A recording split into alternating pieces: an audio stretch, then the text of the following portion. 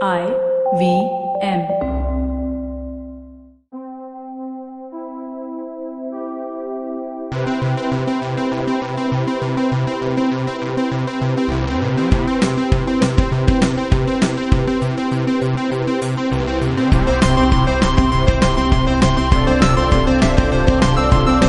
Hey everybody, welcome to a special episode of the Geek podcast with me, Tejas and Dinkar. Hi Dinkar. Hello, how do you do? What's so special about today?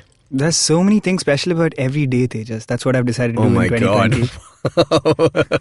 That is true. Yeah. That is the outlook with which we would like to proceed. That's how you got to do it. I once went for a drum circle. Okay? So did I. Oh. Was it Tal? Oh. T-A-A-L? Run by Varun Venkat. Varun Venkat, yes. Yes. It was one of those. Airport boy. Yes, it was him and Sarthi Korvar who were doing it back was amazing in the day. also. He's great. Yeah. Drummer in my college band. What are you saying? Sarathi was your drummer? Yeah, dude. My God. He started playing drums in our band. He was a tabla player up to that point, and he started playing drums like a couple of years ago. He's huge now. He's huge, yes. Yeah, he's killing it. I saw him at Weekend though. He's next level now. Amazing. He's doing like the weirdest stuff. Great. That's what we need to do. He was cool as shit. Our rehearsal pad was his room in Bane. What songs you played? A bunch of stuff. Our band was called Daddy and the Spares. Oh no. It was a cool ass fucking band. Okay, if you say so. Our bassist was called Daddy, a nickname I came up with for no reason. Wait, so you were not the bass player then? You were the guitar player, I was the guitar player, okay, yeah. cool. I wanted to play bass again, but we needed a guitarist. Guitarist, the technical. Twas I the guitarist. Okay. There was a bassist. Okay, great. Called Daddy, Manas Roshan. Mm-hmm. There was the lead singer, Tushar Menon. Yeah. And there was the drummer, Sarthi Korvar. Nice. These men and lead singers. Hey, I will. I was in a band for all of 1 week, and then I realized bands not dumb. No, we played We played Sapphire's College. Obviously, for all boys who are straight, everybody wants to play at Sapphire's College, and we went to Kaleidoscope, and we thought we were the bee's knees. And we sucked. It was terrible. Oh, we went and played Xavier's a bunch of times, Malhar, and won. Well, they do this thing where the winning band is always either Xavier's or Jai Hind. Oh, right. So we won best outstation, but we were clearly the best band because I won best guitarist and our bassist won best bassist. And the drummer won best drummer? We didn't have a drummer at that point. What? Because Sarthi, how did you play then? We played Of course, you're not a band. You don't have a drummer. No, we had What are you, churches? a clicky-clacky acoustic guitar, and yes, in front of the Xavier's band with everything. Yeah. It was a little lamer, but it was a pretty good band. Sarthi was in Ferguson College and we were in Symbiosis College, so we couldn't quite figure out how to play at Xavier's together. But you should have gone as OTSC. We could have gone as OTSC, but we just couldn't figure out the schedules at that point. And then you played your own comp. There's an OC. There was an OC. That was probably one of the first OCs. But Daddy and the Spares was, primarily an OTSC band. Amazing. Not an OTSC band, an OC band. OC band. Oh, we played 2 songs when we were in college. Our band were called Shield. And we played, what did we play? Comfortably Numb. And we played Living on a Prayer. Ooh, wow. I was the drummer. Classic rock hits. I was the fucking drummer. Oh my God. How much in trouble were we if I was playing drums? That's the issue with college bands. Anyway, the story I was it's a telling Mumford was... situation. Sorry, go ahead, yes. I went for a drum circle once. Yeah. Because Sarthi had just started doing it with Varun and he was like, come now, check it out, it'll be fun. So we go there and everybody kind of goes around and introduces themselves. Yeah. So I say whatever, my name's Dinkar, I'm a college student, someday I'll have a podcast of my own and all of that stuff. Then this one lady says something along the lines of, my name's Ria and I just live my life. Wow, shit. And I was can't top that crap. People started applauding. Dude, of course. There was clapping going on and I was like, oh man, I didn't know that. I also live my life. I would have said that. Yeah, I know, but you talked about a fucking podcast. You yes, nerd. I know. But that's why today I'm saying that I'm going to live every moment like it's my last. No, that's not special. Yeah, that's going to weird. live every moment like it's special. What is happening here? Okay, here's the other thing. I feel like a drum circle is about two slaps away from a cult. two little dumtas away from a cult. I think it depends on how you do it, because like my sister is a counselor, and she went and studied arts-based therapy, right? Which among other things, like music therapy and stuff, like a overview of it essentially. So yeah, she runs drum circles once in a while now. Nice. And it's like I went for one that she was running, and it's very different from what Varun Venkat was doing back in the day. But yes, there is a bit of a cultish vibe to it. Because you sit in a circle and you're playing drums. And then fucking Ria says, I'm living every day of my life. And people applauded. That was the weird thing. That's a cult right there. Yeah. You spoke about podcasts. She spoke about life. There you go. I didn't actually speak about podcasts, I'm just of joking. course. Yeah. It's okay. How dare you? Hey. So why is this episode special, Tejas? The episode is special because it's our 300th episode. Oh, what? Yes. Our first main episode of the year, and it's our 300th episode? Yes. That's absolutely. insane. Yeah, amazing. What a feeling. What a feeling. What a time to be alive. 300 episodes. Beans believin'. And we have amassed no greater fan base than any podcast really does. If we had So one I'd say we're listener, in the right space. If we gained one listener per episode, we'd have 300 listeners by now. Yeah, and we don't. We're alternating right now. Yeah. Every episode gets us half a listen. Hey, all 150 of you guys out there, sup? How's it going? How's it going? Welcome to 2020. This is the future you chose, essentially. And you chose poorly. Yeah, you chose poorly. I love that scene. Hey, all right. So it's our 300th episode. We're not doing anything special, technically speaking. We have special things planned down the road. Down the road for this year to celebrate the 300 of episode. Where we're celebrating the notion of 300 more than the actual fact of it. Yeah, like that Kings of Leon song. The fact of it? No, Notion. Oh, I don't think I heard that. Do you know that one. song, by the way? Notion by Kings of Leon. Any musicians in the crowd, check this one out. Yeah. The whole song has only one chord. Oh, this is that song? Yeah. I have heard that song. It's a one chord song, and the chord is D. That's it. That's all the. Anyway, hey. As opposed to like Mumford and Sons, whose entire career has one chord. Hey, one second. Can you stop it? Can you stop that shit? Yeah. Right now? I'm sorry. Why you got to do that? I couldn't think of any other band that You could. couldn't think of any other band? Tell us another one chord band. You just said Kings of Leon. No, okay. That's what they did. One song. One song. One chord band. You mean like a 4 chord band, right? There are 4 chords bands. Most bands. 4 chords bands. There are 3 chord bands, like those. Like what a punk band is a 3 chord band. And they also have the truth. Well, also 3 chords that's and the country, truth. right? Was it? No. Country is 3 chords and the truth. All I have is a red guitar, 3 chords and the truth. Is that from country? That's from country. Oh, I see. Yes. Anyway. Hey, for our 300th episode, we have decided to review a fantastic show from 2019 called Watchmen, sequel, officially, by HBO, to the graphic novel of the same name. Yes. Which released in 1984 to 1985. Is it a sequel if it's not following on from something in the same media? I suppose, yeah, in a sense. The story it's a sequel to the story of it, yeah. So it is. I mean... But not exactly a direct sequel. Has this happened before? Where a sequel to something has fallen into another piece of media. Like right now, it went from graphic novel to television show. Yes. So can you think of any others that went from... I don't know. Video game to something else? I mean, in a sense, you could treat it as going from movie to TV show. But it's not a sequel to the movie. That's the thing. Yeah, that's true. And the movie has like one major omission that is... That's the alteration. And I think it was done well also. The alteration. Though I prefer... Now as we get weirder into the like, their excuse for not having... And sorry, we're spoiling this entire show. We will be spoiling Watchmen, the book, Watchmen, the movie, yes, Watchmen, the TV show. Except we're not doing Before Watchmen and Doomsday Clock. Those are the only things we'll exclude. Yeah. But if you... And those aren't really part of this I mean, story technically line. it's all canon. It's possible, I suppose. Yeah, it's all canon. Except for Doomsday Clock. I want to say is kind of outside the gamut of it because it's an alternate universe kind of thing. Yeah. Anyway, but the point is that in the movie, they remove the original like graphic novel's ending, which is that there's a giant squid that destroys about 1/3 of Long Island, right? Yeah. And in the movie, they felt like that's a bit weird for people to take in. I feel like our boy specifically thought that was really weird. Yeah, so Zack Snyder said, yo, that's too weird. In fact, he's exactly the kind of bro who like loves comic books, but I don't know why I'm hating on Zack Snyder. doesn't like the weirder He's like, stuff. Yeah, octopi, so stupid. Giant squid, so stupid.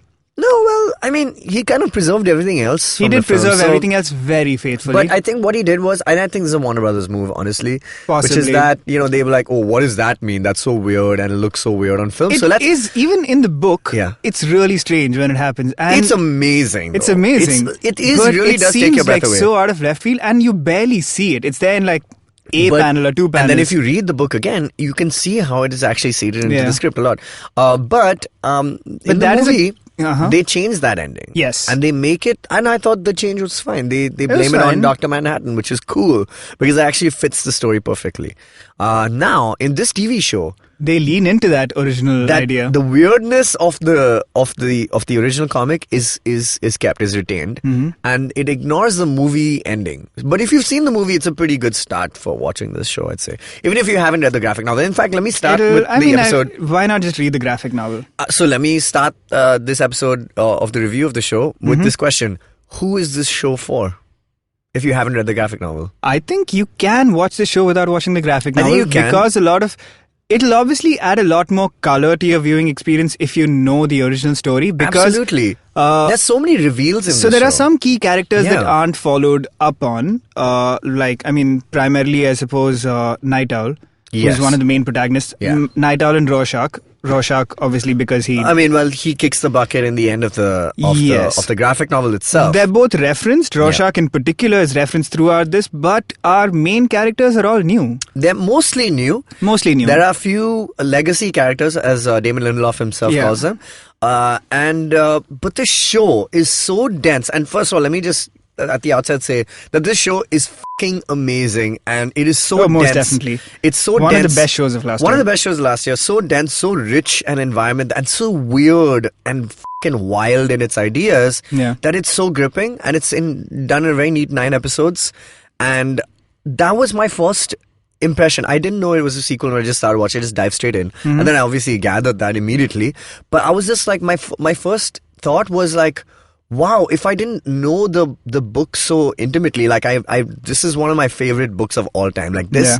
and Rent, the musical, changed my entire perspective. So in fact, what Damon Lindelof Rent says, the musical, the book? yes, the libretto, which I have at home. Nice. I mean, that was the only way we could experience musicals. I've spoken True. about this on the show before, which is that you had to read it and listen Yeah. to the soundtrack at the same time. So similarly here, like I read it, both of those things almost like back to back when I was 18, I think so, yeah, 18, 19.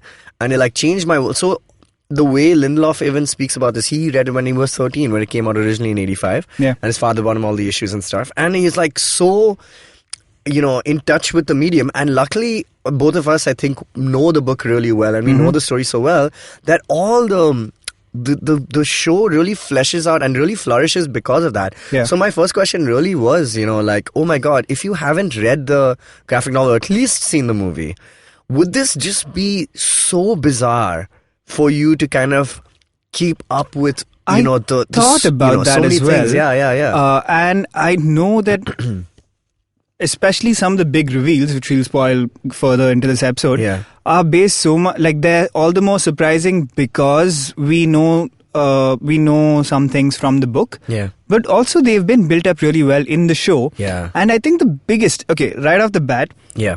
one of the reasons I think this show succeeds so well, and it succeeds in a way that I think Watchmen, the movie, didn't, Yeah. is that it understands the spirit of Absolutely. the Alan Moore book. Yes. Which is, essentially, Alan Moore was using superheroes to say something about the real world, right? Yeah. And he was talking about the possible corruption of power. Yes. So he was talking about essentially politics at the time and saying, Yeah. like, what if superheroes could Lived turn in the into... real world, yeah. Exactly, lived in the real world, and if they couldn't handle their power right, because they would also be flawed human beings. Yes. So basically he was doing a sort of commentary on fascism and a sort of extreme version of what we might call like the right wing today. Yeah. And this book, this TV show kind of takes the same idea. It takes and the essence speaks of that, to, yeah. It takes that essence and talks about primarily race. Yes. And societal imbalance, which is one of the most pressing problems we face today. Yeah, especially in America, where this is set, obviously, even though it goes to other places. But they're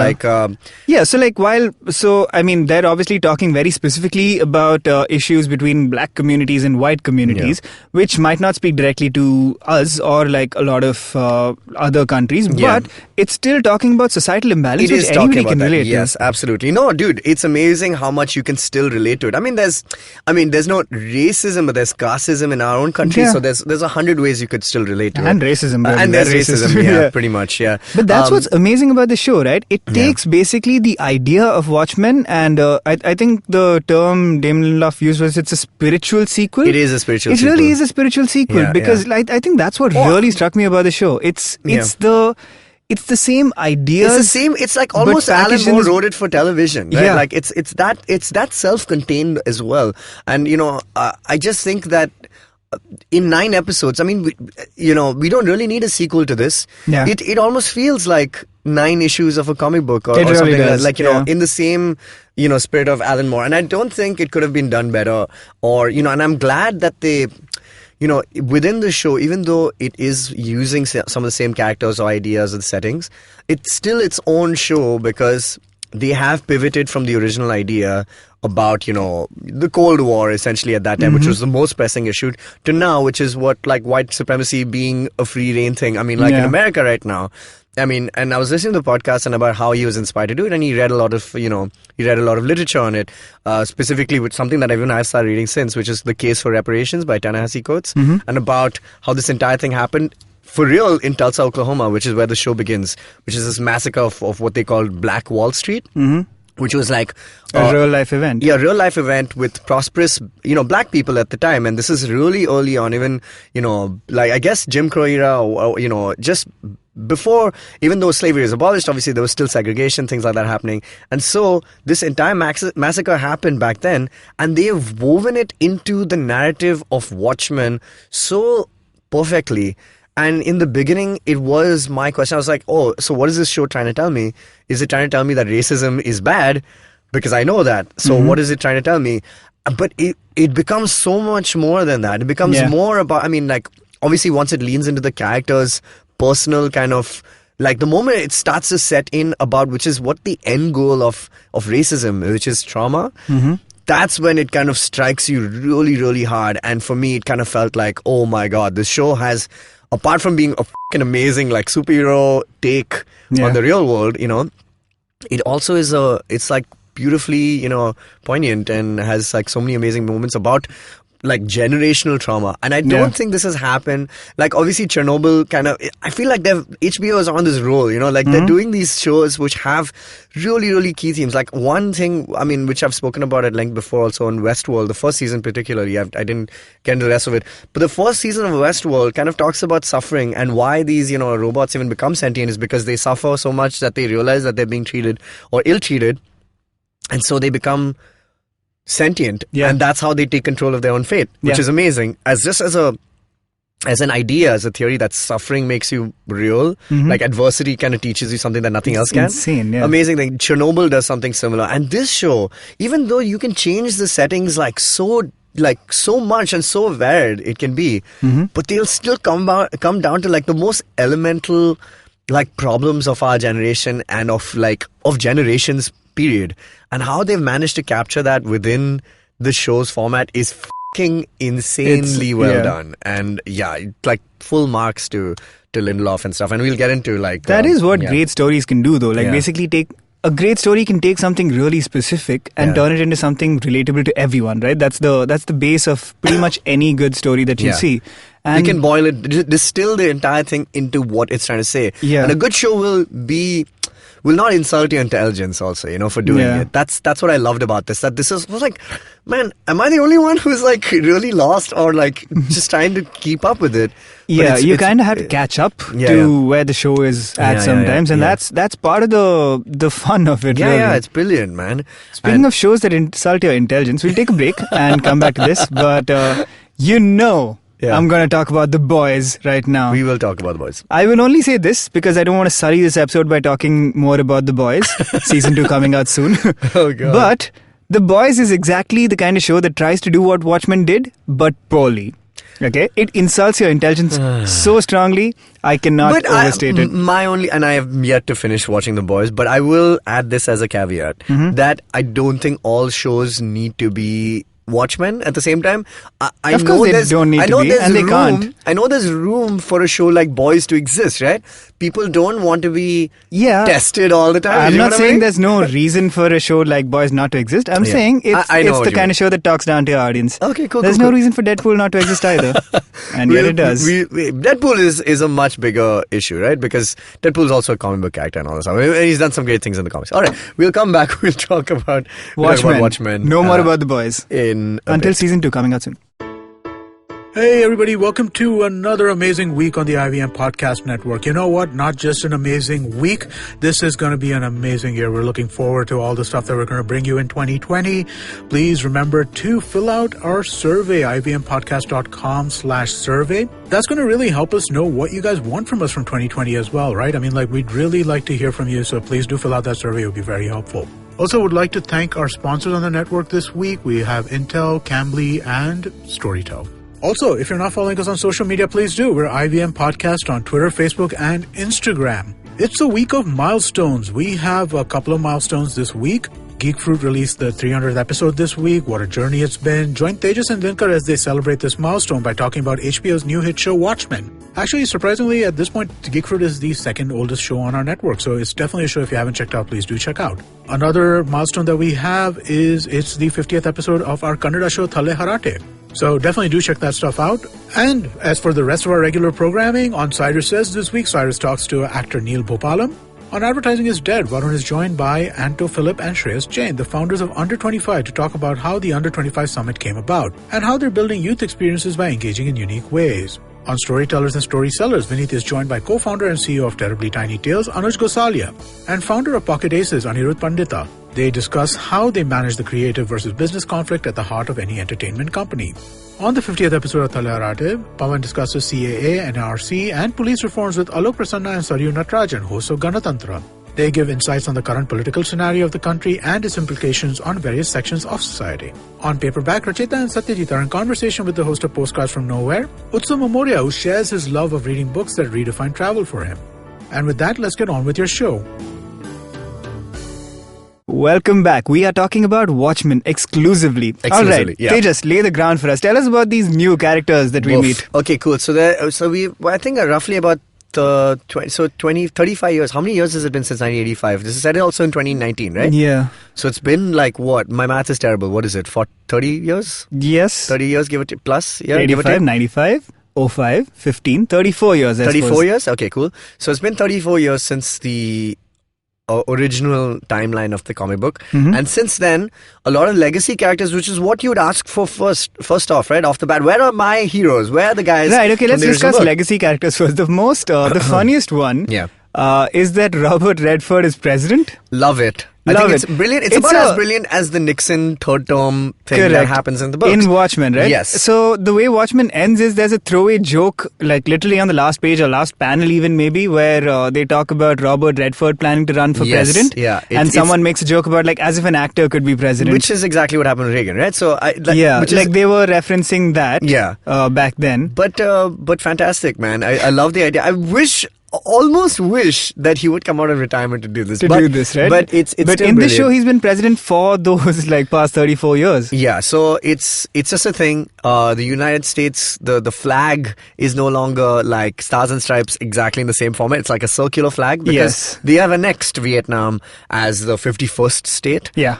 Because in the comic books we see that Dr. Manhattan has basically turns into a giant dude and stomps around and wins the Vietnam War. Yeah, helps them win the whole Vietnam War, and it's amazing. And I mean, this is the alternate history of it. So the US is in a very weird spot right now. It's a very fractured kind of place, which you can't tell really, but like obviously the overtones of obviously white supremacy and like it's not unlike what's happening in America right now. It's like before you used to have the KKK wearing these gowns and go out and like they're still an existing organization. Except now they don't even wear the masks and they're free to roam in the streets. They have Confederate like parties kind of roaming around, issuing they're doing their protests and stuff. So it's a very open thing in America right now, which is what kind of makes the danger all the more real. So it starts off with a character named Angela Abar, who's played amazingly by Regina King. How have we never seen her before? I've never seen Regina King in anything else. What have I seen her? I don't think I have either. She seems like she's familiar, but like performance. She's essentially the central character of the show, and she is like she carries it. Dude, she is unbelievably fucking cool. Like everything she does in the show is amazing, and apart from being just an amazing physical presence, she's like jacked and she can kick ass. Okay, so she's one of the superheroes in the show. I mean, theoretically she's a superhero, but essentially she plays a cop. But a hooded version of a cop, like a cop with a mask. Okay, so let's set the table then, right? So basically in the events, in the years that have passed, the world has gone on. But specifically, there was an event where a fascist group called the 7th K, what is that? Is the 7th Cavalry? Yeah, which is, and they all wear Rorschach masks to indicate who they are. And basically, they went on a killing spree a few years before the show is set, and they just attacked cops in all of their homes. And Angela Abar was one of the cops. She was a cop. And then since then, there's been a decree that all cops have to wear masks to protect their identity. Very, very, like, and it's insane, the visual iconography of these cops wearing these yellow masks. So brilliant. And plus, there are some cops who, I suppose, a higher rank who have alternate identities. Yes, so they're not just generic yellow masks. Yeah, so they're not. They are working for the government, but they have identities, and that's who they dress up as. And Angela Abar is somebody called Sister Knight, which like just going into it, you're just like, oh, these are just cool names, and these are just cool. Sister Knight is a freaking cool name. But you kind of see why it makes sense for everyone to be how they are. It's like it's just incredibly well layered and Easter egged throughout the show. The word egg is an Easter egg. It's just like it's insane. Anyway, so basically she's become this this vigilante now, and she kicks ass and she's amazing. And one of her first missions is to go and scope out this 7th Cavalry thing, and then that's when basically the story starts to unfold and becomes a lot more complicated, because the chief of her division basically is murdered. This is just the first episode. He's murdered, and it turns out he's been murdered by her like estranged grandfather, who she didn't even really know existed. Yeah, that's a big reveal. Maybe an episode or two in. Yeah, about an episode or two in. Yeah, and he's a really old man in a wheelchair. He's an old man, and he's about 100 and something years old, and he insists that he has killed this guy, even though he's in a wheelchair. And he's gone and done that. And when and he tells her, why don't you go check this guy's closet when you go for the funeral or the whatever, and she goes and she finds a Ku Klux Klan kind of gown in his cupboard. And that's basically when shit starts to happen in this show. That's just the very beginning. My God, there's so much in this show. My God, it's crazy. When we recount what happens in the first episode, I'm like, that's barely the start of it. Yeah, it's barely the start. And in fact, how was this show for you, like, coming in? Like, did it feel slow, or did you have to get in? Because I watched the first 2 episodes, I was just confused. Yes. First 2 episodes, I was just like straight up confused. What about you? Because it throws a lot of information at you. Definitely. I wouldn't say it's slow as much as it is very dense. It's dense, so even though it's really fastly paced, there's so much information straight away that's thrown at you. It's very economically done as well. Yeah.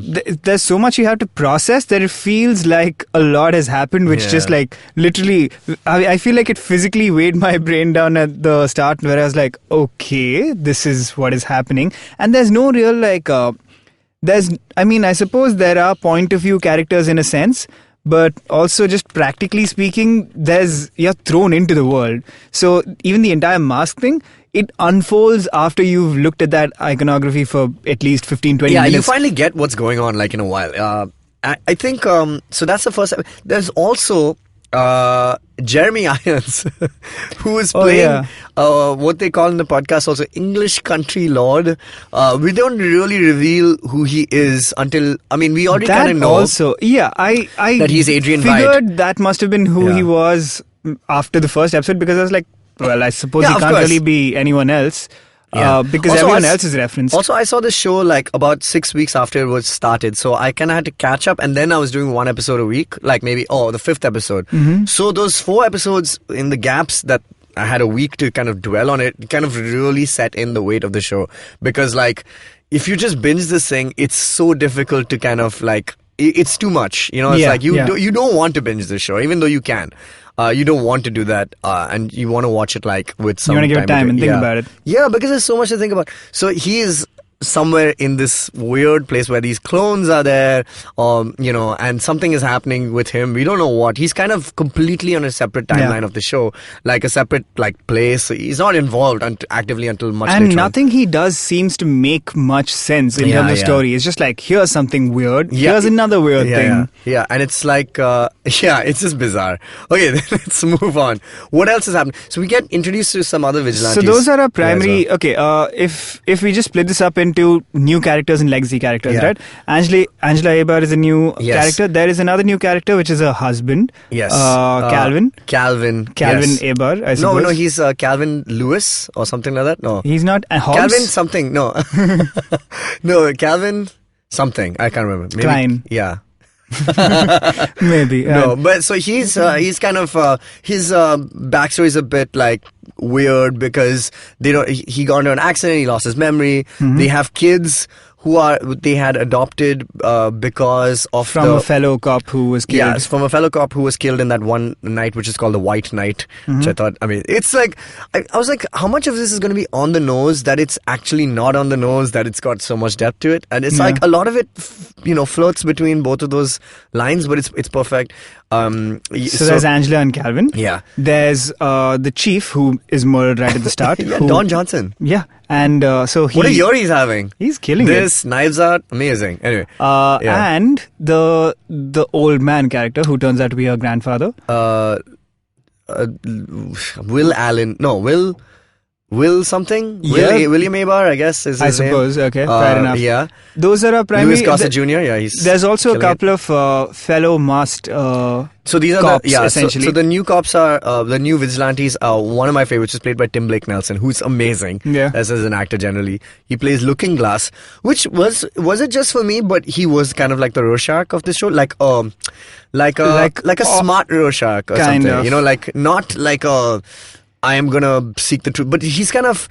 He was a bit of a moral center, basically, is, yeah, a moral which center. Rorschach was. What I found really interesting was that this show basically, Rorschach is a very complicated character in He the is. original Watchmen. He's had trauma. He's just like everyone exactly has trauma. That's what the and whole he's show is a about. bit of like he's definitely straight out got mental issues. And does he? Is it just me, or does he have? Is he like force sensitive or something like that? Like he has a What? little bit of ESP. I think it's mentioned. It's kind of like Because suggested that he he has a feeling sometimes. No, well, I don't remember any like specific ESP incidents, but Not yes, I mean ESP he's incidents, but basically he can detect when people are lying. I think Yes. that's like a very Yeah, key yeah, yeah. part of his character is that and his origin story episode, which is an entire episode dedicated to it, which happens to be also the middle of the entire show, which is Yeah. exactly like the comic books, which is where in the center of the comic was a 6th issue is basically an issue called Fearful Symmetry, and it's basically a mirror image kind of issue where like Yeah. panels are the identical front to and the back half of the book are mirror images of each other and this is in terms of the layout. exactly, and this is a character whose name is Looking Glass, and he has like a very shiny kind of mask, or what they call Mirror Guy Yeah. is the name that is given to him by Laurie Blake, and his episode is also the center of this show, which is exactly like the comic book, and he just happens to be a mirror, which is I Yeah. thought like insanely perfect and well And he thought out. essentially mirrors Rorschach's arc from the comics. I Kind of think. does, except he's Because- a little smarter than Exactly. Rorschach, I'd say. He's still the moral center, but where Rorschach was complicated in a more ambiguous, like, is he a good guy or evil guy sense? And he kind of is I mean, if you're going to split it up into good and bad guys, Yeah. Rorschach is like a bad guy with the right idea. I you think know? he's a good guy. No, I think Rorschach is the guy who has the ethical part of the book, right? Because in the end, More so of than Watchmen, ethical, I would say he's basically like, he is a guy who's after the truth at any cost. At right? any And some of the cost, yes. costs that Yeah. he pays in the book are, well... it's just too high. Yeah. And like in the book, he's just like, he finds out that Adrian White is responsible for this deaths of millions, and he's like, you have to be brought to justice for damn sure. Yeah. Because you killed people, you lied to people. It's like so you have to be, and he just won't accept anything else. But on the other hand, Looking Glass, who was a victim of that incident, which is an amazing episode, Looking Glass's origin story about how he was not exactly quite near the blast radius. He was almost at ground zero when the giant squid dropped. Yeah, and he's one of the few survivors in the area that he's in. So he sees the bloodshed and everything. It's crazy. Yeah. And he's become this paranoid guy throughout the years, and that's how he develops his character. And I think every single masked hero in this show, everyone, including the Game Warden, has some trauma. Yeah. Right? And that's the thing of the show. It's like, if you wear a mask, you are suffering from some kind of trauma. Yeah. Like, that's the idea that Watchmen presents. And not just, I mean, of course, the white supremacy and the racism is a huge angle to kind of get this result from it. But everybody who has trauma is probably wearing a mask in this show. And that's really what the show is about. So Looking Glass has got an amazing... Who are the other new characters that we see? I think those are the main new characters. And there's Lady True. There's Lady True, who comes in, I suppose, like 4 or 5 episodes in. But she's talked about throughout, but essentially she's a billionaire who is, well, like an insanely rich billionaire. Yeah. Who is building, at the start of the series... What Jeff Bezos is now building. Yeah, basically. But she's building a giant structure called a Millennium Clock that does something that no one understands. They're like, she's building something... And why have you picked Tulsa, Oklahoma for it also? That's the other amazing kind of thing. Like, the whole show pretty much is set in Tulsa, Oklahoma, which is like... insane. I mean, of course, it's the place where the entire massacre happened, but it kind of reasons itself out through the entire show. It's brilliant. Yeah, everything centers on Tulsa, Oklahoma for reasons that are revealed going forward. Yeah, we will talk about those after this break. Cool. What do we have to do? Welcome to Water Play, you guys. This is the favorite sports podcast of several sports persons such as myself, Dudeja and Mikhail, who also happen to be the hosts. Yes, you should definitely listen to our podcast for our take, and quite a uninformed but hilarious take on sports every week. We give out awards, we discuss what happened in the world of sports, and we take breaks as well. We come up with jingles and sound effects on the go. So you should definitely give us an example of a sound effect, Dudeja. Bolo Matthew Vade. Yeah, tune in for some of that, bro. You can catch us on the IBM network every Wednesday on the go. On the Wednesday, in the Wednesday. Yeah, Wednesday, Water Player. Water Player W, Wednesday W. Wow. Wednesday. Wednesday to Wednesday, Vade player, Matthew Vade. Welcome back to the Geek Food Podcast. So, Tejas, Yes. we talked about the old characters. We talked about the new characters. Yeah. Let's talk about the old characters. So, old characters, the one thing which I found the most amazing thing about her character, which is Laurie Blake. So Laurie Blake is a legacy character. She's obviously the daughter of the original Silk Spectre. She becomes a Silk Spectre. So her mother is Sally Jupiter, and Sally Jupiter was part of the original Minutemen, which was the original crime fighting vigilante kind of group, which also features in this show, but is a big part of the original comic. And it's about 2 generations of vigilantes and how they're coping with their parents and blah, blah, blah. So she's obviously the product of, and what we realize in the comic, she's the product of 2 superheroes. One is her mother, obviously, Sally Jupiter, and the other one is the comedian. And I think and at the end of the entire book, she loses her original name because she wants to be protected. So going from Laurie Jispexik, she becomes Laurie Blake, and Laurie Blake is now in this show as a main character, even though she should be like around 70 years old, maybe 60, 70 years old. She's like a head of a division of the FBI who's come to investigate said murder of the chief of the police. And the most interesting thing about it is that if in the graphic novel she was trying to become like a version of her mother, or at least like try and find some semblance between her, and she has Dr. Manhattan. She's kind of Yeah. like not a very central character, even though she's in the middle of it.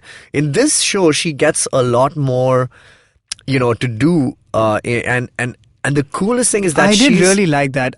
Yeah. I have always felt like she's a bit of an odd character in the Watchmen book because Yeah. she's such a it feels like a very typical female character. She Yeah. dates Dr. Manhattan. Exactly. Then she dates the new protagonist, which is And the night, exactly, the right, Night second Owl. night owl. But the fun thing is And that then her entire thing is like, oh, I guess I have father issues. Here, she's a badass. no, but here she is the comedian. She's become her father. Which is the coolest thing about it. She's like this wisecracking, kind of sees the reality of the situation for what it is.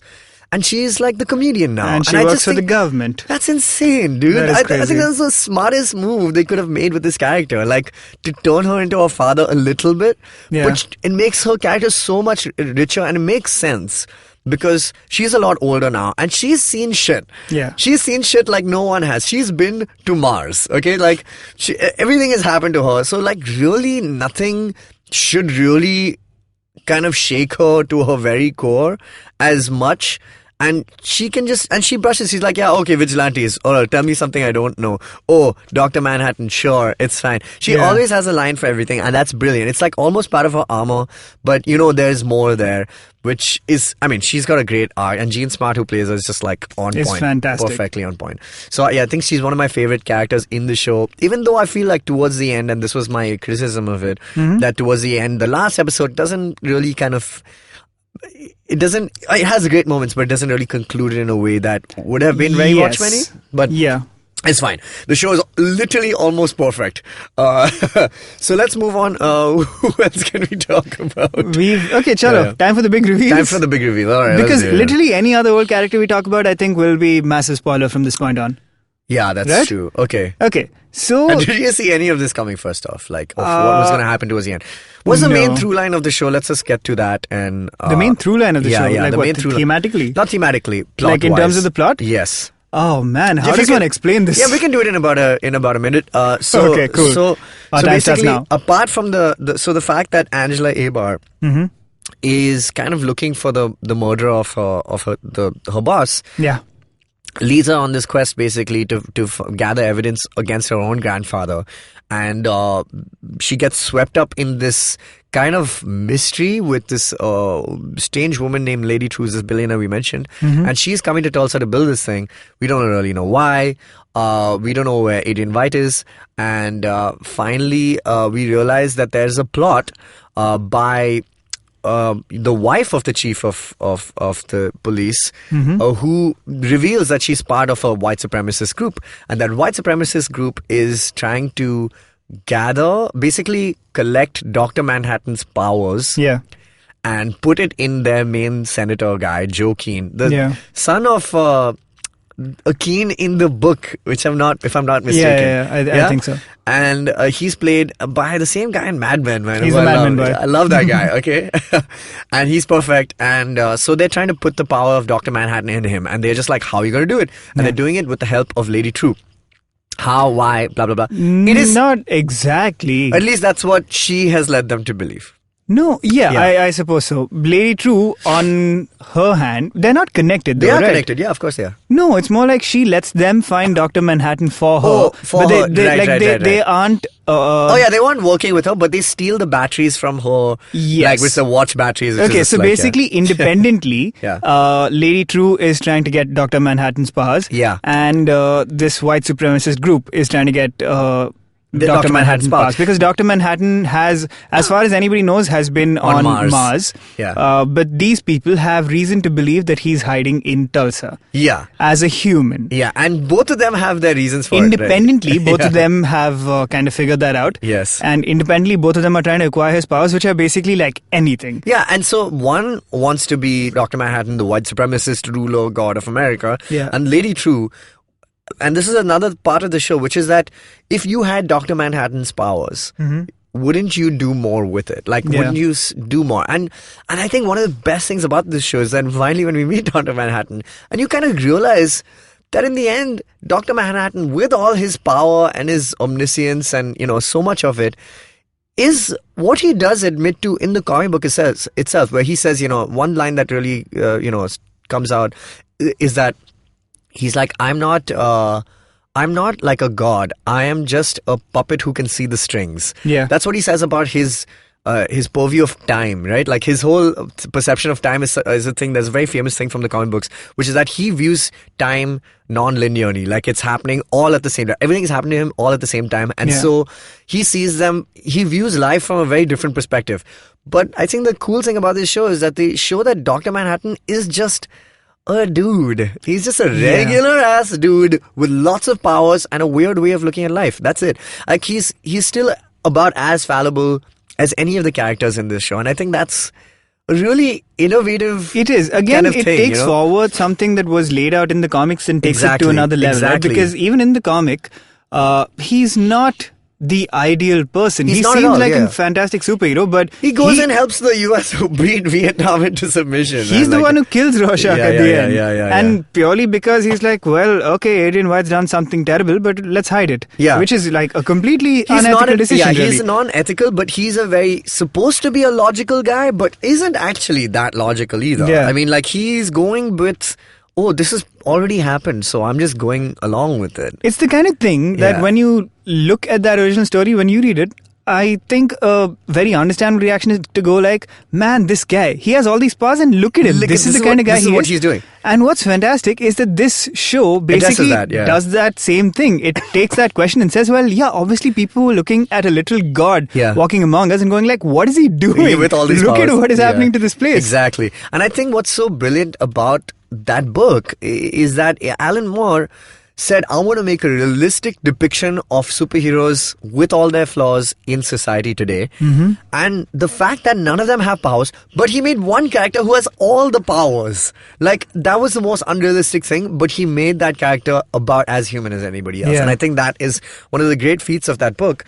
And it's also in this show taken to its rightful place that they do empathize with the character. So let's get to this. Dr. Manhattan is in Tulsa. He's not been on Mars. That's just like an illusion that he's created.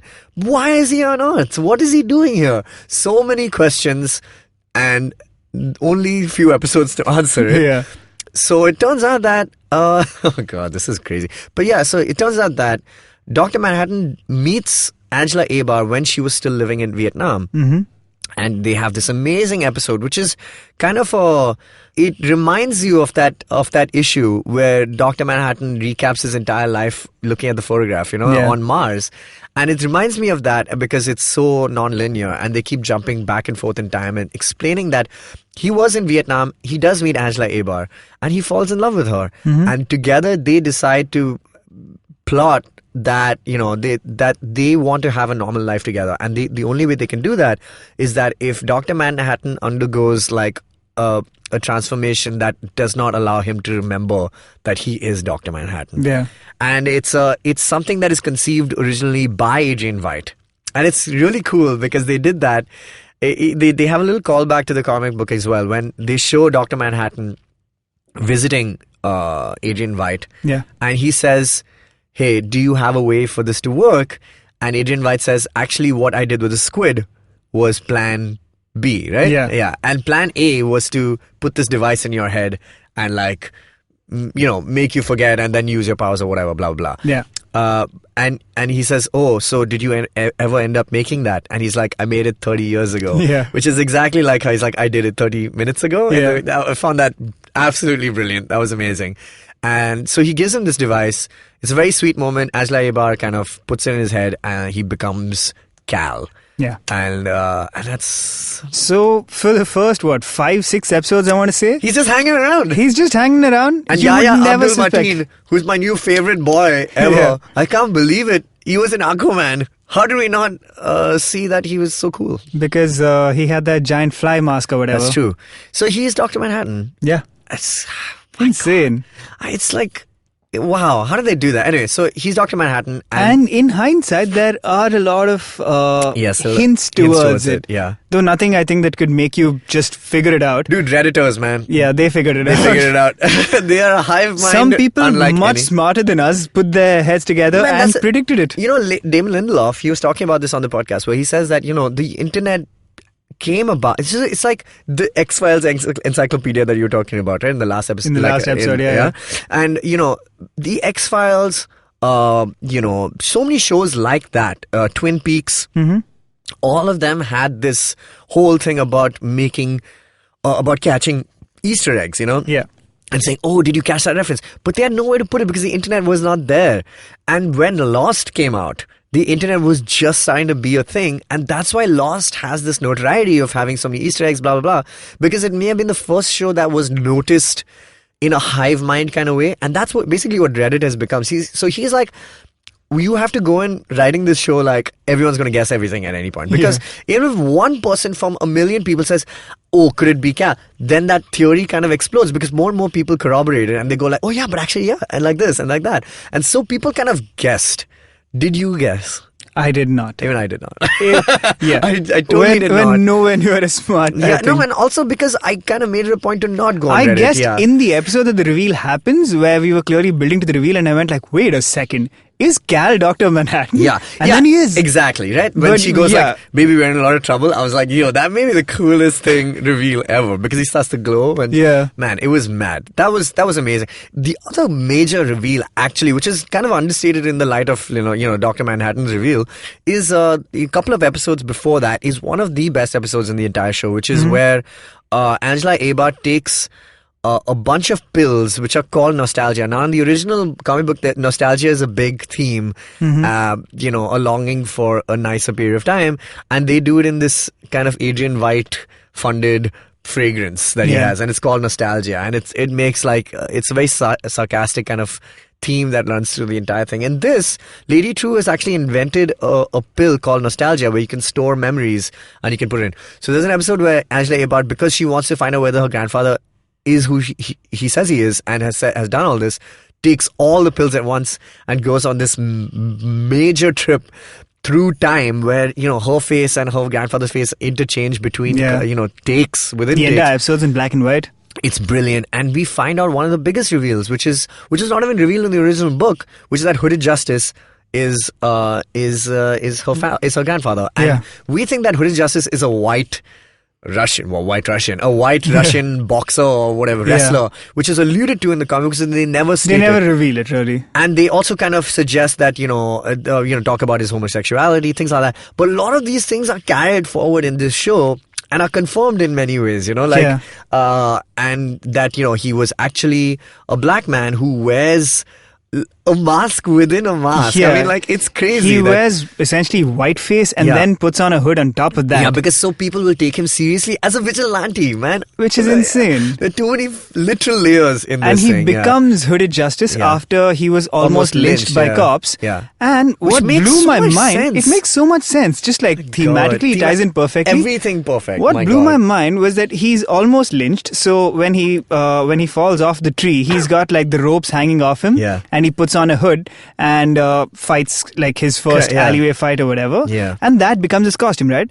At which point I was like, this is perfect. This is almost too perfect. I know. So I had to go back and look at the book to see whether those ropes were in the original comic. They were there. It's perfect. The hood obviously is not a hood to protect his identity. It was to kind of like mask him and lynch him. Yeah. And it just becomes... ropes. Yeah, it's... I can't... Like... It's almost like this was originally intended. Yeah. I can't even imagine that how might have been an even bigger reveal. It just like it ties in so perfectly. Dude, for me, that episode like sold that. It was followed up by the Looking Glass episode, and then the reveal of Dr. Manhattan. Those two. So quickly, this show becomes one of like it's almost like it's canon, like previously intentioned, but it just happens to be happening right now, 2019. Fuck's sake, wow. This is the show I did not expect from this year to be so good. I was like, when a book is so good, when something so untouchable as Watchmen, like you wouldn't with it. And this guy said, no, I want to do it. And he does it. And he does it perfectly. We were talking about this earlier. It's like he had a 100 million chance, like almost that this show itself is a thermodynamic miracle. It's like that how neatly it ties into the previous history. So let's continue with basically talking about these reveals and what they mean, right? Yeah. So like we said, Dr. Manhattan, the reveal is clearly that everyone wants his powers for the same reasons that people reading the book would have wanted it. Yeah. And why he chose to essentially give up those powers. Yeah, because he fell in is love. the big theme. Exactly. Yeah. The same with Hooded Justice, the reveal of who he is Yes. and why he did what he did and what his legacy is today. It's incredible. It just plays in so well to It that. ties in perfectly with the book, yes. The next big reveal, I suppose, is that Lady True, Lady right? True is Yeah. Adrian White's daughter. Man, so I think this was kind of alluded to like earlier that, you know, she could be his, you know, his daughter and stuff like that. But the way they execute that episode is so well done that, so now here's the thing. Adrian White has been stuck on Europa, which is a moon of Jupiter. Yeah. And by choice, but also almost like a trick. He asked Dr. Manhattan to send him to a place where he would be like, I think that's the brilliance of White's arc. White's arc is, his basic arc is that he feels like he should have been recognized for his efforts in saving the world. Yeah. And nobody basically recognizes him for that. And Yeah. he feels that I want acknowledgement, I want to be a king. And so he kind of becomes like this Doctor Doom kind of character, where they send him to this Latveria, which is where at the end of the graphic novel, Dr. Manhattan says, you know, admittedly, two things. One is he says nothing ever really ends, which is why this show exists. And the other thing that he says is that maybe I'll go and create life somewhere. So he does that, and he goes to Europa instead of Mars, and he goes and creates life. And Adrian White finds himself there because he's zapped by Dr. Manhattan to go and live over there. Yeah. And he realizes that he hates it there as well. He hates it, yeah. Because he doesn't have a strong challenger. Like, he doesn't have a rival who he can fight against. And I think that's the biggest thing. Because at the end, he has no purpose. Yeah, he has no purpose. And his only rival is something that he has created, which is the Game Warden. And the Game Warden is this kind of character who is making sure that Adrian White doesn't leave this area. Yeah. And so there's a battle between the two of them. And the Game Warden wears a mask, and he wears a mask because he has trauma, because his creator left him behind with nobody else. Yeah. And I think that is insane. Like, conceptually, just like, it just blows my mind every time I think about it. And Adrian White basically lives there, and he wants to escape, so he sends a message out to his daughter. This, you have to watch the show if you haven't seen it. It's hard to explain how the rug of the timeline is pulled from under your feet. Really, man. It's crazy. I mean, this is something that, admittedly, HBO is really good at, because they do that in Westworld as well with the Man in the Hat and true. stuff. And so you kind of know that there's something's out of it, but you just don't know where it's going to come from. The Man in the Black Hat was an amazing reveal in Westworld. It was incredible. But compared to this, you're like, that was nothing. That is like really the most ham-fisted thing. Yeah. So basically, the one reveal that I kind of figured out was that Lady True would be Adrian White's daughter. Yes. Mainly because, aside from the fact that she's essentially doing what he did back in the day, she clearly has She's the 2019 Adrian White. Yeah, because she has these like megalomaniacal but sort of for the greater good kind of ideas that she's clearly which is going exactly for. what White did. Exactly. Yeah. So I was like, there is clearly a thematic connection there. And then it turns out that she has a golden statue of an old Adrian White That in was her great. I thing. didn't see that coming. Yeah, and I was like, okay, well, why is he older, right? There must be some connection. Maybe they're related in some way. So it turns out that he's her father. Yeah. Now, parallelly, we've been seeing Adrian White basically do nothing except play these like weird made up games with his community of clones on Europa, one of whom is the Game Warden. Now it turns out that he could have beaten the Game Warden all along, but he didn't because the time wasn't right. And the time wasn't right because a satellite was a spaceship was coming to pick him up that was sent by his daughter. Well, to kind of take photographs of what is happening on Europa. Yeah. So he spells out in bodies, "Save me, daughter." Wow. So she's like, "Cool, I will save you." And it's funny because he could have just said "Save me, True" or made it less letters. Yeah. But he does that so that she'll come back and and this is because he knows calling her daughter will make because her want he says, to bring him "I'll back. never call you daughter." Yeah. Because you basically stole my seed and created yourself. It's the opposite of that Pearl Jam song.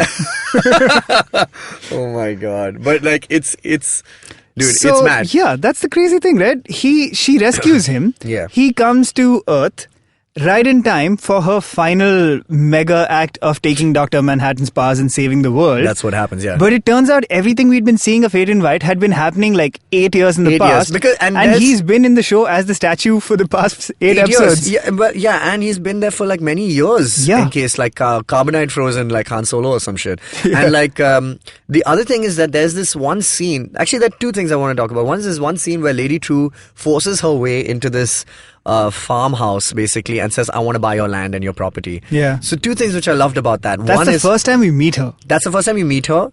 And you see that, she can give them a son or a daughter or whatever, and that's why they say yes. But in the background, you see something crash land to Earth. And that is Adrian White coming back. So that's one amazing thing about that. The second amazing thing is that it mirrors a very Superman kind of scene where they've been asking for a child for so long. Yeah. And they haven't got one. And while a spaceship crashes, this billionaire comes and gives them one. I just found the parallels of that like fantastic. It was amazingly done. And they're supposed to be, I feel like it was modeled after the whole Clark Kent thing. Like they are the Kents or whatever. A lot of things were, right? Like even the hooded Justice thing or like Will Aba's entire arc. Yeah. He's kind of like a Superman in the sense that his parents give him, basically say, please protect this boy and send him off. Very, very, and Superman, there's a lot of that and the whole, Christianity kind of thing that is there in the show. So that was one amazing scene. And the other really nice thing, which I think we kind of forget because there's so many things in the show, is the flashback to John Osterman's time in that mansion, which is what he bases his entire creation upon, on Europa, which is that John Osterman's, of course, Dr. Manhattan before he became Dr. Manhattan. And so he kind of sees this couple, this lord and lady of this mansion, and that's who he bases. I thought that sequence was also really, really well done, because it's kind of, sometimes I wonder if it's illegal to give us like more history or flashbacks from characters that we kind of essentially know what happens to them in the books. But like he's like Lindelof going, there's something else about these characters that you don't know. But it's just a very little bit of it. But it allows the show to flow a lot better because you're given so much more like material. It's like, hey, I want to know. It's like the same reason why we ask for more Batman every year. It's like, I want to know new Batman movie. I want to know something. And it's that even though we know everything about these guys, we still want more. And like he manages to do that here. We're taking these legacy characters and then giving us more information that we could have even not found out in the last 12 issues. So I think that's fantastic, man, the way they've managed to do that. Dude, this show is just too good. It is too good, really. So we've talked about the big reveals and the old characters and what they mean. I suppose, Yes. Okay, so we've played many nices. Now let's play some bads, I suppose. Because did you find any weak spots in the show? I did. I have. Tell us about a couple of weak spots. I think, and this obviously begets the need for maybe a season 2, which I really don't think it does, It doesn't require one, definitely. It doesn't require one, however, because they did close out their current story pretty cleanly. So my only criticism would be the lack of a kind of real conclusion for Laurie Blake, who I love the character so much of, but she becomes basically a pawn within the entire storyline, and she kind of just like aids people in their plans and stuff, but she doesn't have a conclusion to her story, which I feel could happen if there ever was a season 2 and if White is in jail, and they've said that Dan Dryberg is in jail as well. So everybody wants that breakout scene with White and Dryberg. That would be amazing. They meet in prison? That would be amazing. Because he's like, hey, where you been, Europa? Where you been? In this prison? Exactly. And so one prison to another. Yeah. And the brilliance of it is that it makes perfect sense because in the original, Laurie and Dan break out Rorschach from a prison in the original comics. And now he's in prison with White. So it could have another, whole thing happening. That is something would be amazing. Happen, sure. Very Daredevil season 2 with Wilson Fisk in jail or the Punisher or whatever, right?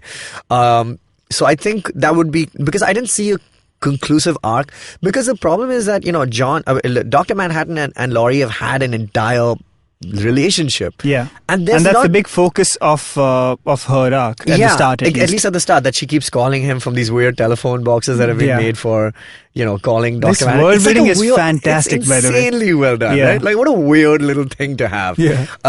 So I didn't find anything meaningful between them, or at least any words that would have some weight to their relation, or like to throw back to their relation. So that's one thing. So I thought her arc, and I generally also the last I find episode. that interesting. I agree. Her arc isn't quite closed out It's not cleanly, closed out, but yeah. also it's not done poorly. It's more like we don't see the conclusion of it in some senses. I agree. I'm right? with you. I still think it's brilliant because. But I think that might have kind of been by design, because it's almost like she's introduced as a key protagonist. Yeah. But towards the end of the show, you realize it's not her story. It isn't her so story. She seems sidelined in a sense, but also I get why that happened. I get also because she's had her story. 85 was her whole thing. And really, how many more crazy things will happen in this woman's life, right? And yet it does. So I think absolutely it has to be Angela Abra's She's the girl who threw the brick. Yeah, seriously. Man, that shit is wild. So and her brick hasn't fallen down yet, I suppose. Her brick hasn't fallen. So maybe that's why it feels kind of incomplete. Her brick is still in the air. This is all based on a joke she tells in that's what makes her so much like the comedians. Like the Pagliacci, the clown situation, right? Anyway, so hers is the other thing is that the last episode, and for a show that subverts so much about the superhero genre, and I hate saying that because fucking Game of Thrones stands and like the whole subvert expectations and this whole idea, but I just felt like the conclusion of the show, the last episode, becomes a very good guy versus bad guy kind of thing, where like Lady True in the end, she's just she's just trying to. There was nothing more than that, or like a Watchmen type of show. I get that even in the comics they ended with a big villain kind of plan, right? Like but a very ambiguous one, but a weird one, like a weird, like basically to unite two parties, a third party alien. It's something that has been used in like the TV show Heroes or Incredibles. So many generations of superhero comic books and media has been influenced by Watchmen and what it did with that. I don't think that this ending does that. It doesn't have that ambiguity or that, it's a lot more clean. Yeah, it's a lot cleaner, and it's a lot, in the end, it's just like, all right, let's stop this bad guy from doing stuff. It's fine. I think that's also fine, except I feel like it was done in a hurried sort of way. Kind of. It's like after 8 episodes of a lot of ambiguity and complicated questions, you go like, okay, chalo, we have to wrap this up in like the next hour. Exactly. So let's just simplify and it's not terrible. I mean, there's lots of gratifying moments when Keen is like turned into mulch. That's amazing. I love that. That was so waiting to happen. And what is that line where he's just like, nice panties, because he's wearing the Dr. Manhattan type underwear, and he's just like, I'm about to become the most powerful man in the universe. I think swinging my dick around in people's faces is a bit extra. Dude, like, what are these lines, man? There's so, it's almost like this show knows that it's a Watchmen show, and it has to double down on it, but also by making fun of it, like a very self-referential kind of thing. Yeah. And that's the other thing that I loved about the explanation for why Lady True has to be beaten suddenly, right? Yeah. It's kind of hurried, but basically Adrian White, who has been rescued by her from his perspective, like not 5 minutes ago, he turns up and he's like, yeah, we got to beat this lady. And that's what I love. I think he's... Because he understands her. Yeah. But so like what he says is she's a classic like megalomaniacal narcissist. She's going to be terrible for the world if she gets Dr. Manhattan's powers. We have to beat her. And Laurie's like, and he's like, yeah, I know. It's because she's like me. Yeah, exactly. Let's do this. So let me ask you this question: is Adrian White still the smartest man on the planet? I guess so, because he beat the one person who could have the smartest woman on the planet. Yeah, exactly. That's the line that they say. Yeah, if he's still the smartest guy, it's because he knows that even he didn't ask for Dr. Manhattan's powers, right? Yeah. Like all he did was stop 2 major nuclear powers from fighting, and thus decimating the planet, by screwing up a little bit of it and saying that it was a fictional monster. Yeah. And he had a plan to continue to deploy, which plays into the finale. Small showers of squids regularly, just so people would stay scared. That's so brilliant. It's so bizarre and it's amazing. Throughout, like right from the first episode, you see people walking around. Suddenly, it starts raining squids, and they're like, "Oh, it's happening again." Yeah, and they move on with their lives. But that kept everyone in check because the world's been fine. It's a lie. It's a beautiful lie. But so White comes in and he kind of saves the day, by ruining it with cold squid. So that I think might be my biggest quibble with the show is after basically zero missteps up till that point. Even logically speaking, this squid thing just took me out of it for a second, where I was like, wait, your plan is basically frozen squid are going to rain down now? Thematically, it's amazing. Thematically, it makes sense. But practically speaking, that's basically just like hail. No, but apparently they freeze it to a point, and the velocity from which it's coming, they make a line for it somewhere. And like hail can be dangerous as well, but it kind of plays out in this weird way where it annihilates Lady True. She's literally like getting holes punched into her. I kind of love it, like that. It's about as weird as anything in this show. But that doesn't happen to everyone else. From the sky picking up cars. Angela and Laurie, like Laurie basically just hides out. No, wait, Laurie's not there. Angela basically just hides out under a thingy, right? She's under that phone booth situation. Yeah. And then she walks out of there holding some sort of trash can lid. No, it's not trash can lid. So it's the Kevlar kind of box which the machine guns are kept in. Correct. I let all of it go. I let it go as well. But it was like, it did pull me out for a second. So that's another weak spot, I would say. Yeah, we do have, there's the last scene is the one that for me salvages the entire show, which is that, after they've kind of taken away Dr. Manhattan's powers, it does happen.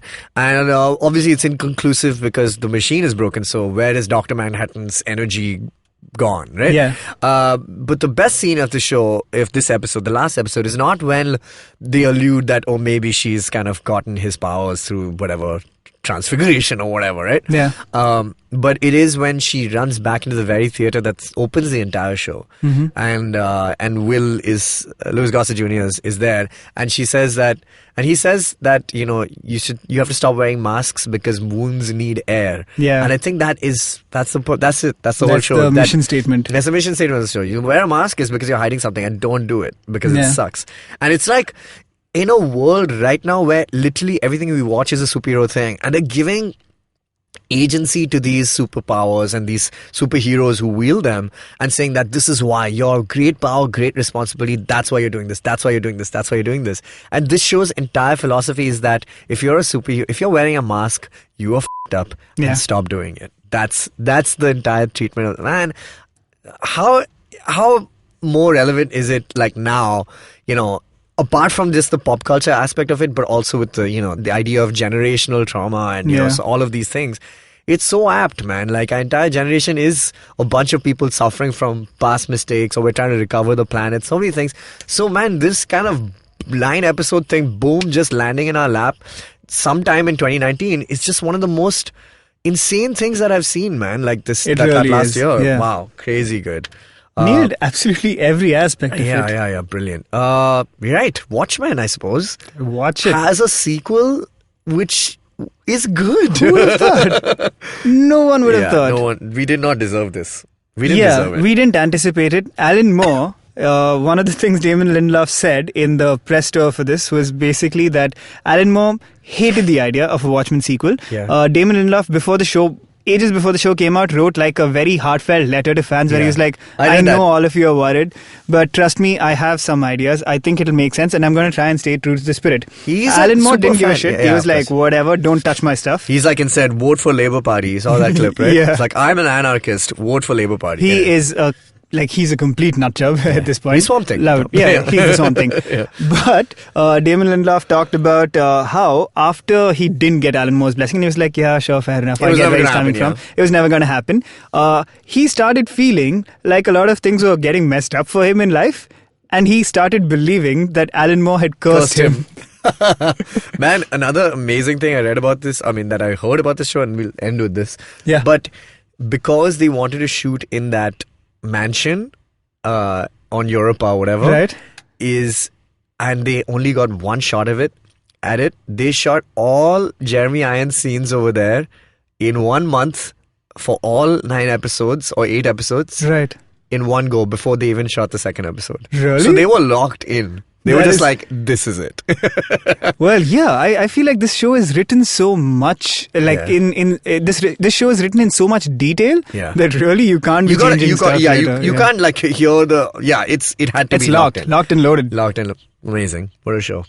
Well, everyone go do this. Also, my favorite line from is that, what was that thing on Reddit? They said that, Sally Jupiter, he was trapped by the daughter of Jupiter, which is Europa, which is also Laurie's name. Correct. She's the daughter of She's Sally the daughter Jupiter. of Sally Jupiter. I was just like, there's so many things. And like a god walks into a bar. Yeah. And the I can't believe I'm mentioning this now, but the dildo, the novelty kind of thing that Yes. is called Excalibur, which is like Excalibur.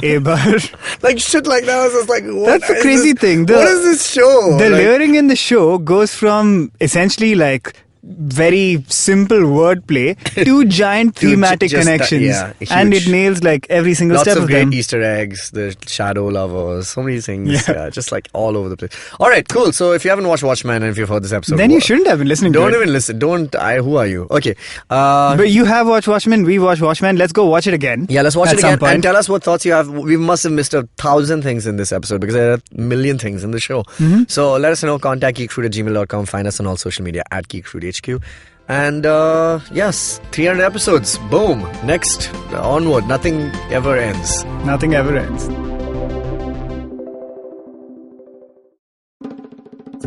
Hey, this is Shudaditya, And I'm Amit Doshi. and we host Shunya One. It's a really fun podcast where we talk to some of the best entrepreneurs in the country. Yes, talking about everything from their startup challenges to what they're building and all the future of technologies right here. So catch us on the IVM Podcast website, app, or wherever you listen to your podcast from.